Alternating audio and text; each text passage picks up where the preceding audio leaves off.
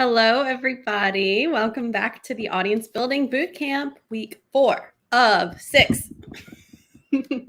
This week, last week we talked about social media. This week we're going to specifically talk about bookish social media, how to attack it, how to use it best to your advantage. Sound like a plan? I'm so ready for this. Yes, we get to talk about one of Kyra's favorite things today, so she's very excited. All right.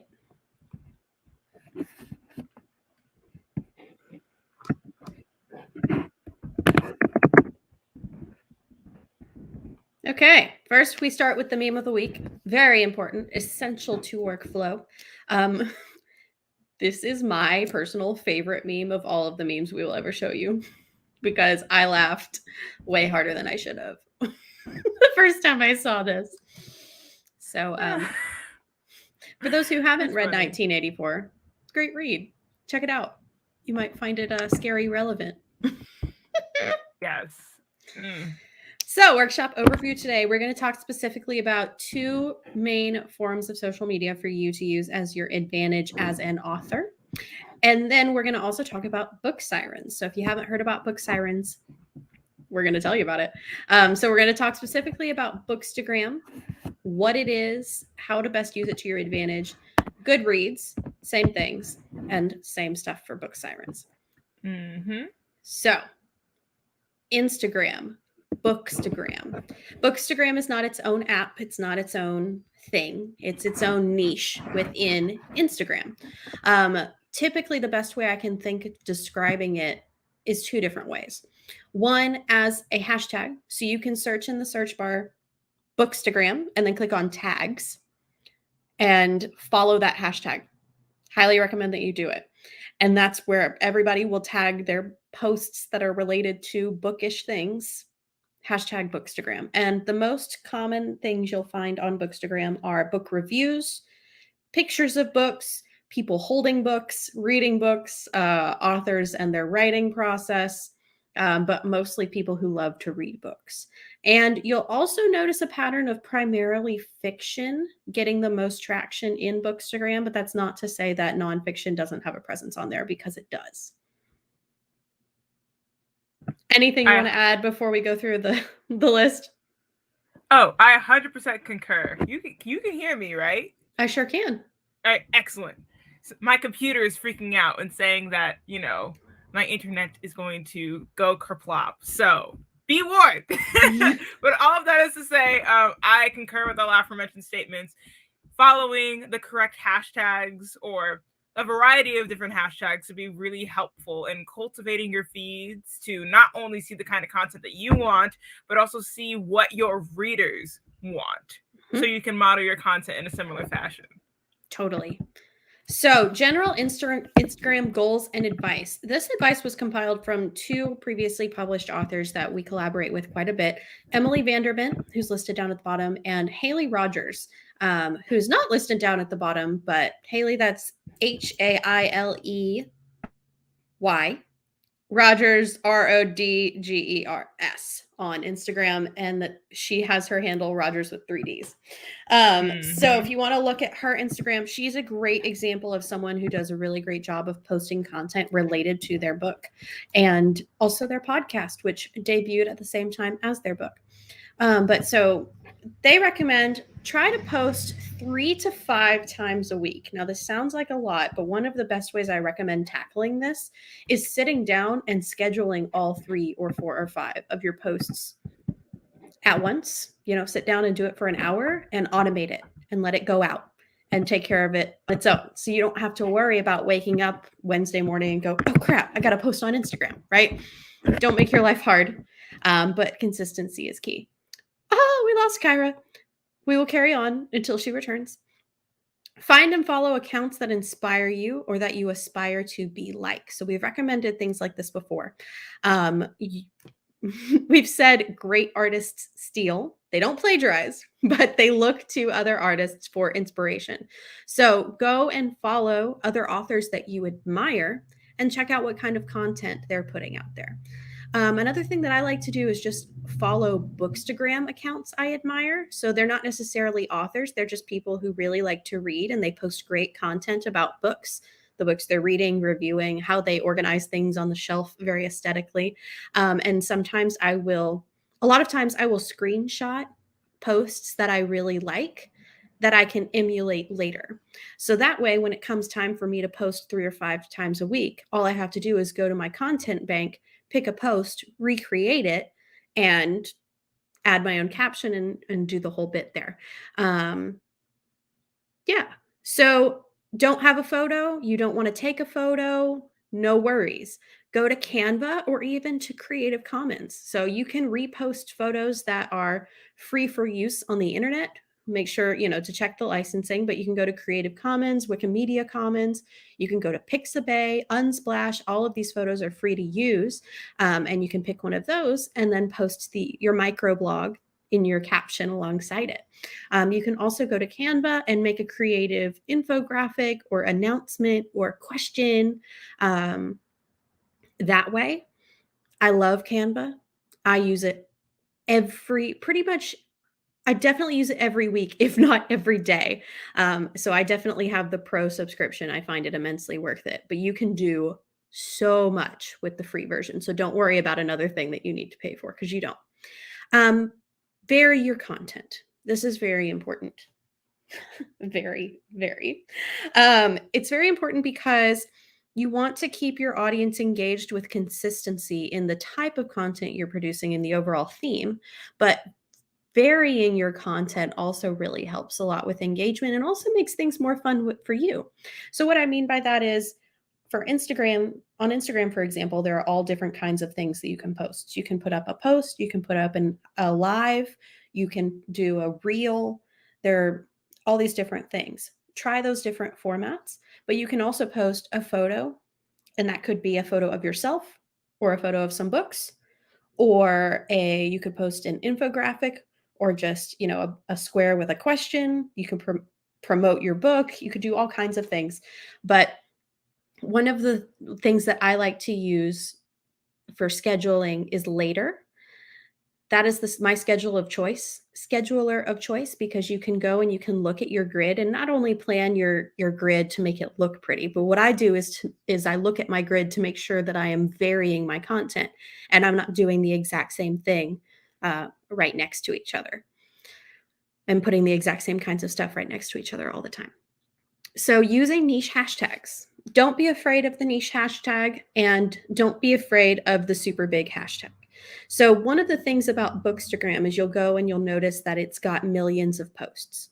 So it's hard to compete for visibility with the hashtag Bookstagram because we've got Kyra back. We're talking about niche hashtags now. Oh, excellent. So we're saying don't be afraid of niche hashtags. Also, don't be afraid of the big ones. So with the big ones, it can be hard to fight for visibility because you're fighting against millions of other posts. But you still want to make sure your hashtags are relevant to your content to help with overall visibility to your followers. So in doing so, and this is a recommendation from Stephen Howard, who's down there. I actually need to update this. He's no longer at the editing bar. He's at SD Howard Author. And he recommends doing multiple different layers of hashtags. So you start with one that's a really big one, has a lot of tags, and then you can parse down from there. So don't be afraid to do hashtag your name, hashtag title of your work in progress. There are all kinds of different ones. And we did this hashtag exercise earlier in the week, but don't be afraid of the different sizes. I definitely would recommend having you guys be sure to have your name as a hashtag, because I didn't realize that my name had been turned into a hashtag until after the fact. And it's amazing to see like what comes up underneath your name. So who better to have like a sense of control over what is associated with your name than you? Great point. Engage. Okay, so one of my biggest recommendations is to apply the 180 cents method. And you can look this up online if you just look up 180 cents. This is not an idea that I came up with, but the goal is to leave your 180 cents every day. So that means to leave your 2 cents, a comment, on 9 posts under 10 relevant hashtags to your brand. So having and starting meaningful conversations with people, showing your presence under places that are relevant to you, and then that's all you got to do for the day. And yeah, that really helps with engagement, reaching the community members that you want to reach and connect with, follow, etc. And try to make them genuine and meaningful, whatever that means for you. Do you have any insight, Kyra, on genuine examples of genuine and meaningful comments? So, I mean, there are a lot of, well, for example, lots of posts ask questions at the end of their post. So if somebody asks a question within the body of their post, answer the question. So it indicates that you're engaging with the kind of discourse that they're sparking, as opposed to launching a conversation that the main person who posted did start. You see what I'm saying? So you want to honor the person who started asking the question first. So that's the first thing. Another thing to bear in mind is consider asking questions. Always be sure, if you like a post, do not hesitate to let the person know, because that, again, is going to cultivate a positive relationship between you and that person. Because as you guys are coming to understand, creating content is a lot of work. And I mean, an emoji, like a happy emoji, can go a long way. But if you could specifically say what you enjoyed about a piece of content, then that goes to show that helps the other person cultivate what they want to do with their content. And the more back and forth you have, the more productive back and forth you have, I might add, the better. It just improves everyone's visibility. Word. So the last one here on the list, giveaways. They help build audience 100%, and collaborating on giveaways helps to combine audiences and increase your visibility by introducing your content to another person's audience. Their audience is probably very much related to yours, and there might be kind of this Venn diagram of overlap, but you're also going to be able to reach a lot of people that you haven't already, that aren't already following you, by collaborating on a giveaway. But also in general, just doing a giveaway can not always, but can help to build audience. And a lot of you might be wondering, if you don't already have a book, what can you do a giveaway on? Well, you can partner with an author who already has a book, and work on a giveaway with them, and include some additional things like candles or postcards or additional little things you want to add to the package. You facilitate the giveaway and do the work for them. And if their book, particularly if their book is related to yours, that would be my advice on that one. But you can also give away bookish related material. So if you're writing a novel where like a key feature is a watch, and you want to give away like a watch from Target or whatever. It doesn't have to be elaborate, but you want to do giveaways for little things related to your book. That can be really fun for your audience. Candles are a crowd favorite. Any other things you can think for them to give away, Kyra?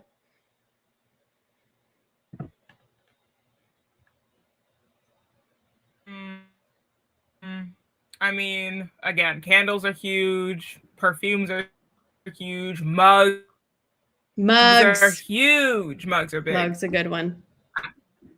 Yeah. Totally. Yeah. So, I mean, bear in mind that you want for your giveaway to be as accessible to people as possible. Yes. Like, you don't want to send anything. You don't want to send anything that's too like cumbersome for you to send or for somebody else to receive. Yeah. So don't, give away, like, your book is about the Great Wall of China or something. Don't send bricks. Like, that's not the best idea. That kind of thing. Oh, that would not be economical. No, the cost to ship that would be enormous. So yeah, reach out to accounts that have the same mission and goals as your book. So it doesn't have to be other authors. It could even be other like nonprofits or organizations or groups, affinity groups, clubs, like whatever there's a page for. For example, I did a collaborative giveaway with Museum Nerd. And all they are is a company that produces merch related that just says Museum Nerd on it. And so we did a giveaway with some of their merch and one of my books. And boom. So, and they sent me some free merch too, which was really neat. And then I wore it for pictures and all that good stuff. You could also do Instagram takeovers. You could do collaborative lives. Kyra does those a lot. She does regular collaborative lives with another author. You can give away bookish related swag and more. So those are just some ideas for you guys. Alrighty. So yeah, use and follow relevant hashtags. If you don't know how to follow a hashtag, it's very simple. Open your Instagram, go to the search and type in anything that could be a hashtag. Click on the tab that says tags, and then all the hashtags that are even close to the thing that you typed in will come up. You can click on it and it takes you to that hashtag page. And at the top of the page, you just hit follow. And now on your feed, anyone who posts under that hashtag, it's not going to show you, you're not going to be able to see every single thing that gets posted, but you're going to see new posts by other people that you maybe don't follow yet. And it'll come on your feed under that hashtag that's relevant to you. And you can engage in that content. So also use this, you can use the same idea for following other relevant accounts. Once you find an account that's relevant to you, a neat thing that'll happen is a little pop-up bar will appear under their name and recommend more accounts for you to follow that are related to that account. I love that because it makes my life easy. The best example I can use of this is if I followed HarperCollins, publisher, underneath a little pop-up would go, oh, do you want to follow Bloomsbury and Berkeley and Penguin and all these other publishing houses? And I'm like, yes, I do. So you can do that with authors and other relevant accounts as well. And if you ever want to do that and the pop-up thing doesn't appear, I will tell you that it's on, for example, we're going to use Amanda here. There's a little tiny person button all the way over here that you can just click and it'll pull up other accounts. So yeah, that are relevant. So there you go. There you go. See, it pulled them up down below. You can scroll through and you can, this is hard to do without looking at it, but you get the idea. There we go. Right. And you can follow those people. So yeah, and follow each other. Remember to go and fill out, if you are an author that is on Quip, go and fill out the social media dashboard and connect with one another. And us. We're happy to engage with you. Yes, of course. Dun, dun, dun, dun. Book reviewers. It's important to start thinking about them now, even though you guys are actively working towards your books. Having book reviewers in your network in advance makes the process of getting book reviews upon publication or book reviews for early praise a lot simpler. So bear in mind that there are thousands of Instagram book reviewers, thousands. Being a bookstagrammer is a very popular and fun thing. The vast majority of participants on Bookstagram, Instagram specifically again, tend to be fiction readers, but a lot of them are willing to broaden their horizons and read nonfiction books as well. There are plenty of readers on the internet that will engage with your subject matter regardless of what it is. So when you publish your book, we highlighted that for a reason. When you publish your book, you can start messaging these readers and then send them a free ebook in exchange for a review. But it's good to know who they are now. It's good for them to know who you are now. So it doesn't seem like you're just cold reaching out to them en masse upon your book's publication. Plus, bear in mind, even they are reviewers, but first and foremost, they are fellow book lovers. They're fellow human beings. So cultivating relationships with fellow human beings just makes everything better. Particularly from like a community building and foundational component in growing what your book audience will ultimately become. So When reaching out to book reviewers, though, an important thing to bear in mind, you can, like, just to quickly go back to the hashtag conversation, you could use insert your genre here, book reviewers. Like, that could be the hashtag. So they're not very difficult to find because book reviewers want to be discovered. So they use those pertinent hashtags. So bearing that in mind, make sure that the book reviewers that you're already starting to connect yourself to, but not ask for reviews. Remember that. Make sure that they can actually speak to your genre, right? Because, okay, here's an example. I write dystopian fiction, speculative fiction, right? Mackenzie writes, pensive, light academia, museum-y books. It would be a little strange if we reached out to a book reviewer that only focuses on romance novels, because that's not the main, like, that's not the heart, that isn't the genre that either of us speak to. And so it shows that you care about your broader brand and you're respectful of their brand. If you reach out to somebody who doesn't have the same genre goals as you, in the same way that when you're looking for other collaborations, alignment is key. Alignment is key throughout your entire author branding, but it's particularly pertinent for book reviewers because they're the first line of defense, I suppose, and people actually responding to your content. So bear in mind that you want to make sure that genres are aligned for that reason, from a community building standpoint and a brand continuity standpoint. And remember, this conversation, like you actually receiving the reviews, won't happen for a while. But just because you're connected to someone doesn't mean that you will get a nice review. You might get a not so nice review from book reviewers. A lot of the reviews that you might get, particularly early praise reviews, might be nicer because these are people who are in your beta reader network, etc. They might be nice reviews because they're leaving a strong review, A, for your book, because your books are going to be awesome, but B, because they want to support you. Book reviewers are required to be as objective in air quotes as possible, because they're trying to cultivate their brands as like art critics, right? And so even if somebody supports you, you're not entitled to receiving a good review from them. So don't expect it. Even if they like somebody who really honors and respects you as an artist could give you a 3-star review. That's just how that goes. Anything you want to say on this, Mackenzie? I would say just be prepared for that scenario. Most of the time, that's not what happens. Because if people love and support you, they don't really want to give you a bad review.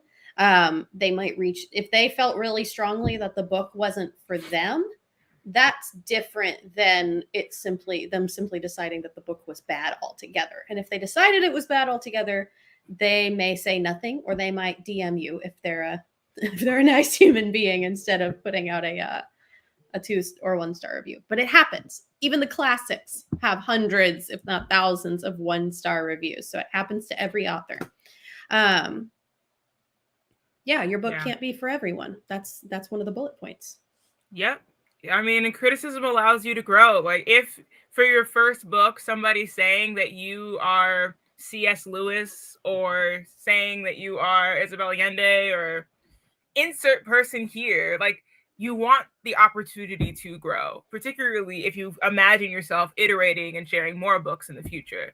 And again, so be intentional in starting these relationships now. And I think one of the best ways to do that is just to follow their content. And, and when they ask questions or they leave book reviews on books that are relevant to your genre, respond to them. Don't necessarily start talking explicitly about your book journey yet, not at the onset. Cultivate a relationship of having a shared love for the genre space you're speaking to, and then as they engage with your content, they'll come to realize, oh, sweat, this person is actually writing a book in this space, and then all of the correspondence will seem more natural. Yep. You ready for the next slide? Yee. Yes. Oh my gosh. Now I understand the question. Okay. I was born ready for this slide. Okay. I know my enthusiasm seems a little bit excessive, but it's not, because Goodreads is marvelous in every sense. Even though the interface looks like something from the early 2000s, it contains multitudes. Anyway, so Goodreads, if you do not have an account, please do this for your own well-being, because of all of the social media spaces that pertain to books, Goodreads is the space that is most pertinent to books. And it not only, there are other book social medias that exist, but Goodreads is the space that puts equal emphasis on authors and readers, and authors as readers. So this is a space where everybody can engage in discourse in a very casual, low stakes, but also engaging way. So please get a Goodreads, because even though you're not an author quite yet, and you won't, or a published author quite yet, and you don't have a book to associate with your name, if you have a reader account, you will start to be discoverable in the algorithm in relation to the genres that you read. And hopefully the book that you're writing reflects the genre that you're interested in anyway, right? So with that in mind, follow authors you admire, track your book reading activity, especially in pertinent genres, and add books to your TBR list to bolster the Goodreads algorithm, especially, again, if they're related to your genre. A really fun way to do this is joining giveaways on Goodreads. They're completely free to you, and every time you join a giveaway, that book automatically gets added to your want to read, to be read list. And so if you win, you get free ebook or paperback copies of books in your genre. So it's really a win-win situation. Anything you'd like to say, Mackenzie? That is all the information that I would want to say about Goodreads for authors, for aspiring authors. We will have tons of information for you on how to best utilize Goodreads as an author once you've reached that point. You'll be with us for a long time. Yes. Okay. So make a Goodreads account. Start it up now. Yes, it's super fast, especially if you already have an Amazon account. You could make one with Amazon, Facebook, and Google, but I would recommend either Amazon or Facebook for like publishing reasons down the line. Yep. Booksirens. Okay. I love Goodreads with my whole heart. I feel like Booksirens is like more of like a high school crush kind of thing. Like I don't love as much as I love Goodreads, but there's still a soft spot in my heart for it, if you know what I mean. That kind of deal. So Booksirens. Booksirens is a really interesting space because it is a free, well, there's a paid version of it, but don't worry about the paid version of it right now.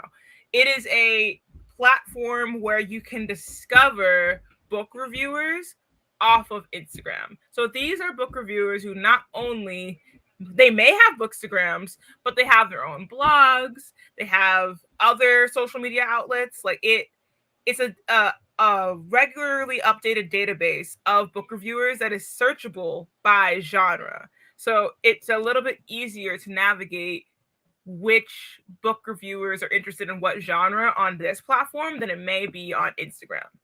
So a good way to interface with Booksirens, especially if you are an avid reader anyway, become a book reviewer so that you'll be more familiar with the review software when you publish your book.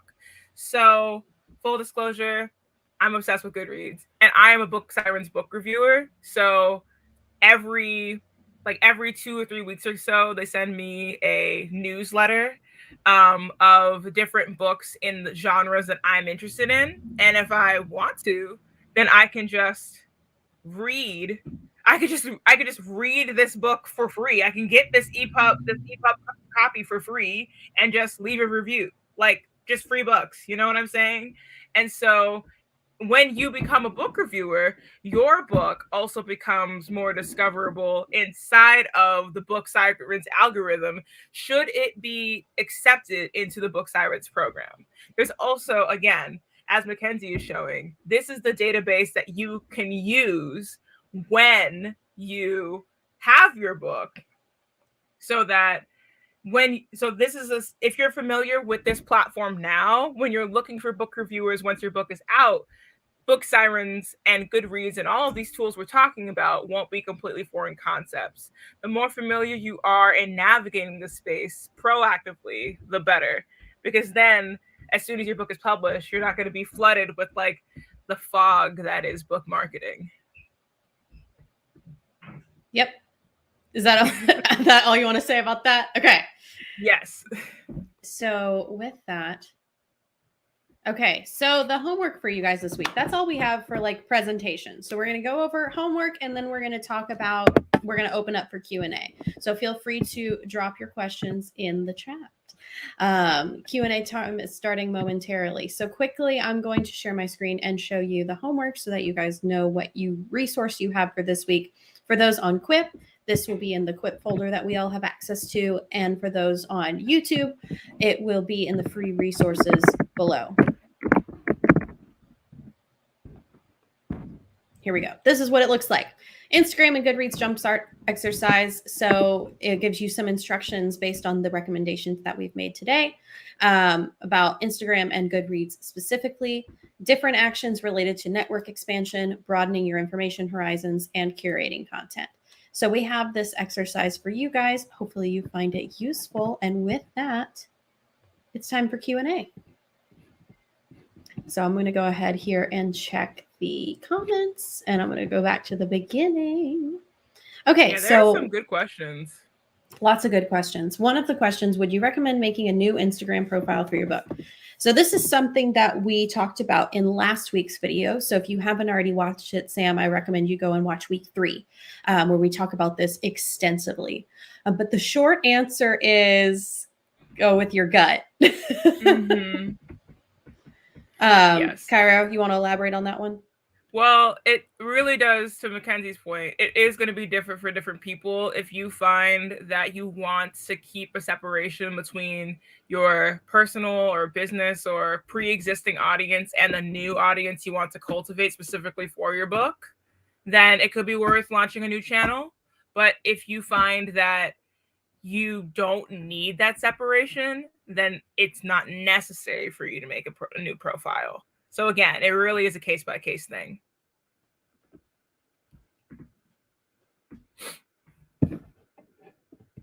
Can you give an example of someone on Instagram who varies content really well?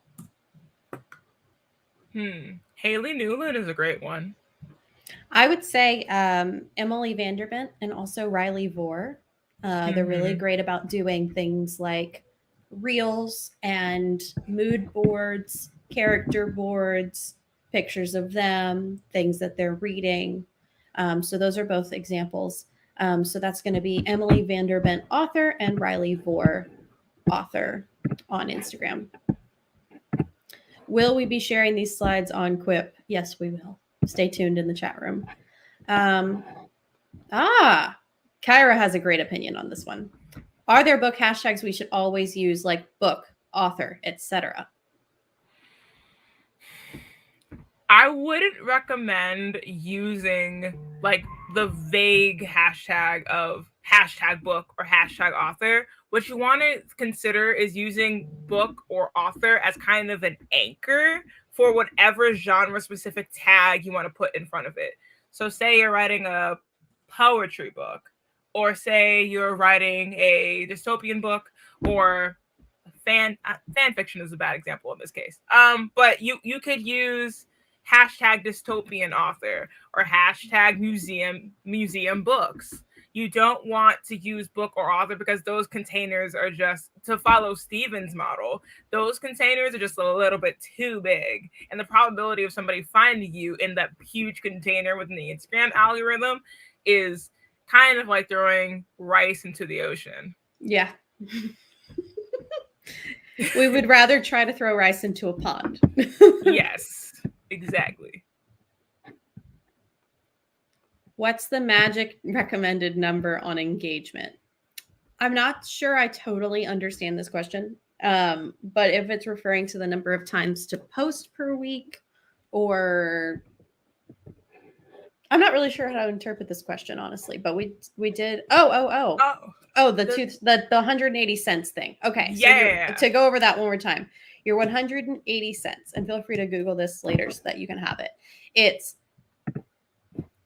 you leave your 2 cents. You leave one comment on 9 posts in 10 relevant hashtags. So I'm going to actually pull this question down so that I can say it again. One comment on 9 posts under 10 relevant hashtags.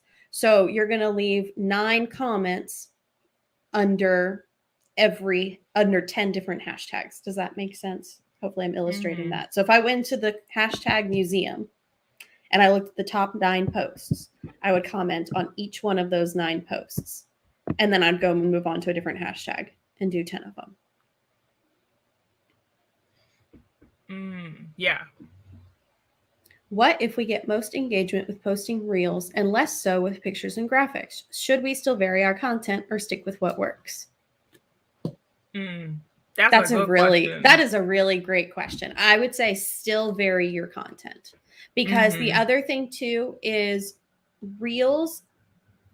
The new way that they've set it up, you can go to the middle and just watch reels endlessly, like you can on TikTok, right?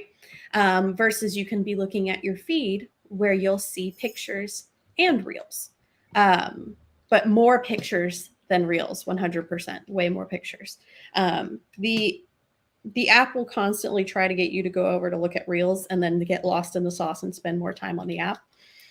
But for people who like to look at feeds, you see where I'm going with this, like posting pictures and videos and stuff like that is good. But yeah, variety is always good. And if you find that reels are doing really well for you, then do more of them. Like absolutely go with what works.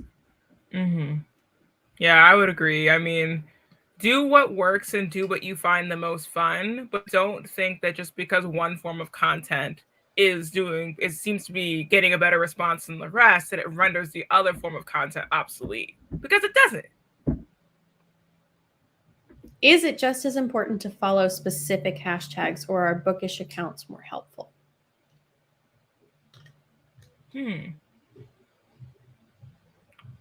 Well, I mean, specific hashtags, well, I mean, it's kind of a combination of both. I would still say that it's important to follow specific hashtags, because then that helps you discover new bookish accounts that are underneath the hashtags in question. So specific hashtags help you understand which bookish accounts you want to like connect yourself to. But at the end of the day, at the bread and butter, or bread and olive oil if you're vegan, I guess, the bread and olive oil of your approach will be occasionally following new hashtags, using those hashtags to help you follow more bookish accounts, and then engaging with those bookish accounts substantively. Yeah, I agree with that. Also, like, remember to just follow what you enjoy. Don't feel like you have to follow things for the sake of following it. If someone's account creeps you out, like, don't keep engaging. Would giveaways be more to drive book sales? I'm going to be honest with you, not necessarily. Because here's the thing. People who interact with giveaways want free stuff. And if they don't win your giveaway, that doesn't mean they're going to go and then buy your book anyway. So theoretically, we want it to help with drive book sales, but realistically, it's more for engagement than anything else. Yeah. Like, shows that you're a person, that you play nice with others, that you are generous in your giving. That's what it's for. So it's more long-term marketing, and those things contribute to people wanting to support you and purchase your work. Does that make sense? Now, that being said, I would say that maybe for Goodreads might be the exception, because my attitude for Goodreads is different. If there's a book on my to be read list and there's a giveaway and I enter the giveaway, because it's just a raffle. Like, you just enter the giveaway. That's it. If I don't win and I get an email in my inbox that says, hey, sorry, you didn't win this giveaway, but you can buy it on Amazon, Sometimes I do. So it's a little bit different in where you do them. But we'll give you more information on how to do a book giveaway on Goodreads once you are published. But for now, you can do giveaways of any variety really on Instagram. How do I best engage book reviewers now? Follow their content, and a lot of book reviewers will ask questions at the end of their book reviews that they give. Like they'll do a post at the end of the post would be question of the day. It seems to be like a pretty common pattern. So answer the question of the day. Yep. That would be my recommendation. Okay, this is a cool question. How do you break into the sort of predetermined Bookstagram cliques? Seems like people already have their circle of 4 to 5 people they reciprocate with. Any tips for reciprocal engagement? I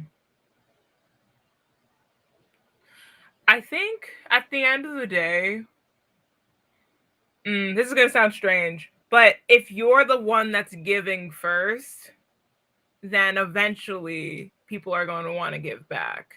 Yep. You know, that's the best way to approach it. Yep. We'll get into the concept of the 5-minute favor in week 6, but this is kind of getting into that in that just engage with other people's stuff. And the ones who engage with you back will be the ones where you can start having collaborative things with them. Because it also ends up being kind of like a group project, right? And you don't want to set up a collaboration with someone who's not going to do their part. That would be kind of frustrating for you, right? Yep. So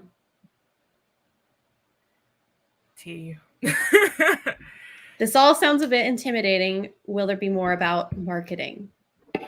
Yes. All of the things about marketing. All of the things. So if any of this feels intimidating, just have a gut check with yourself and create boundaries with social media. Like, don't let it completely consume your life. And remember that marketing it's all of it. It's all of the things that we've been talking about. It's your website. It's all your digital presences. It's how you carry yourself in daily life. It's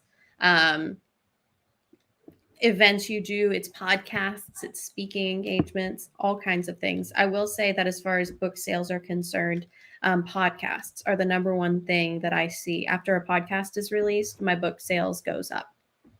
So it's visibility, meeting people where they're at. Yeah.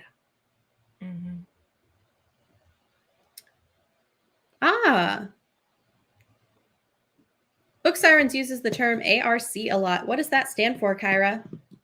It stands for Advanced Reader Copy. So these are the copies that readers have access to prior to publication.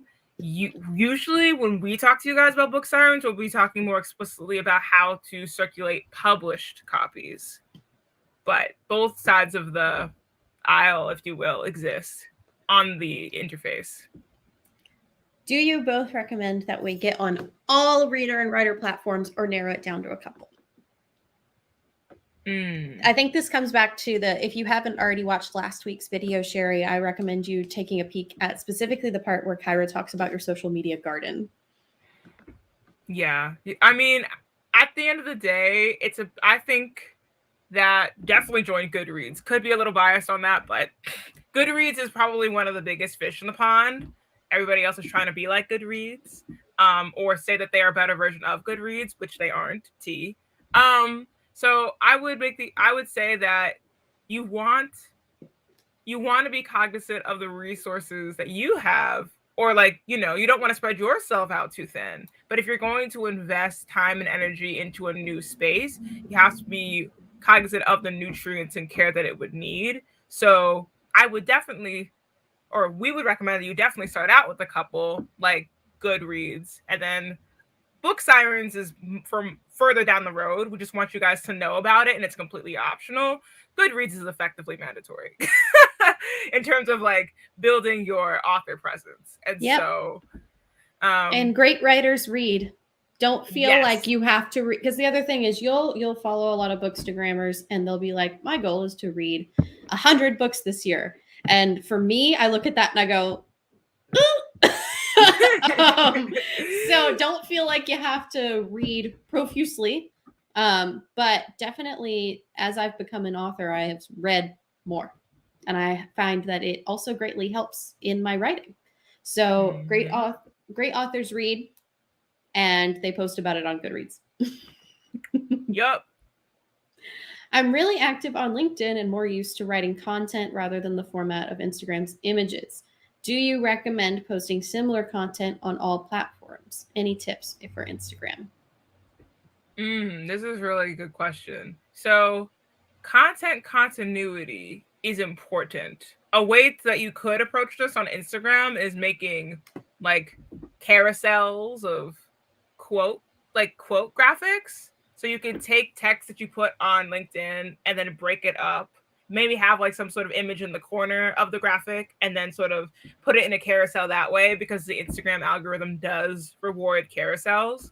But other than that, I would say that posting similar content is a good idea, but not necessarily the same content. That distinction is important. Yeah, totally agree. If we use our personal Instagram page as our author page, do you suggest being very strategic about the kind of content we post? Or can we post whatever we want? Both. Both. Why not both? Why not both? To give you a more specific answer, I mean, it can be whatever you want. And then you can be strategic about in what order you post things and maybe what time. But yeah, like, I mean, this is all supposed to be fun, right? Because the thing that gets tedious for both you and your audience is just constantly posting, buy my book, buy my book, buy my book. Like, nobody's interested in being sold to, but they are interested in supporting you. It's kind of weird how that, you see how that works? So post about yourself and about your story and just share, as you know, just share. And that will help. That will help. I don't want to say get people to do what you want them to do, but that will help drive sales. That will help people continue to engage with your content. Engaging content promotes engagement. Exactly. So it's also like, I don't want to say don't be boring, but like engaging content promotes engagement. Yes. For variant content, is the recommendation to vary it visually only or also the topics? Kyra is a good example of this. Well, I mean, you want to do, I would say it's definitely a combination of both. I think that there are periods of time when you hyper focus on a specific topic. Like if you want to drive home your pre-sale campaign, if you want to drive home the characters in your book, or you want to highlight specific organizations, there's a time where you can very intentionally focus on one topic. But I would still, like, that could be like a broader or like a localized moment in your broader content schedule.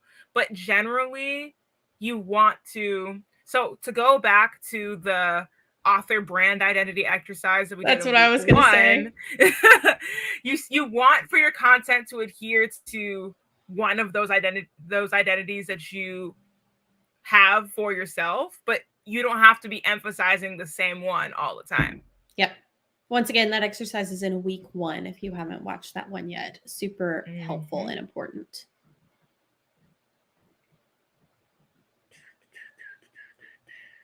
Cool. All right. So that looks like it is all of the questions. And that puts us at some good timing for today, folks. So if you do have any additional questions, please feel free to reach out to us at any of the things below on our Instagrams, on all of the corners of the internet. And if you're with us on Quip, feel free to DM us with your additional questions at any time. Or if you feel like it's relevant to the group, drop it in the main chat room. Happy to answer them. So that's all we have for you today, this week 4. Stay tuned for next week, and where we'll be talking about... I'm trying to remember what we're talking about. I do want to tell you before we leave. Is this 5? Is week 5 5-minute favors, or is that week 6? I believe week 6 is 5-minute favors. Mm. Week 5. Okay, I've got it. Here it is. I should have thought about doing this beforehand, but I do still want to tell you guys. Oh my God, you're right, Kyra. 5-minute favors is week 5. So we're going to talk about building strong relationships. We've talked about that a lot this week and the importance of it, but we're going to talk really tactically about how to actually do that next week. So come back, join us live, chat with us in the comments, and we'll see you next week. Bye, y'all.